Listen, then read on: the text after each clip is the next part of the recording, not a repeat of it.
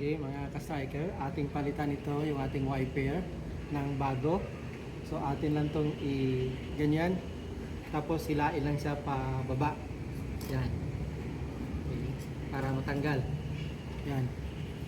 And then papalitan natin sa itong bago na ating kuan. So i-click lang ito dito banda para ma-open.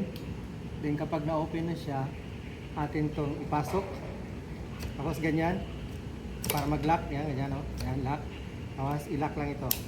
Pag-click, okay na siya. So yun yung pagpalit ng wiper sa harapan.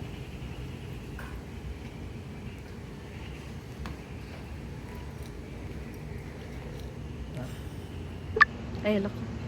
Okay. Okay, so palitan naman natin itong sa likod ng ating wiper. So gagawin, ganyan lang. Hilain. Pagkatapos pag ganyan, ihilain pa ganyan para magpitik. Yan.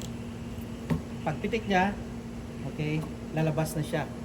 Okay. Ito naman, papalit natin. So pagpalit natin, pasok lang ito. Katulad ng isa. Pagpasok, pag magpitik.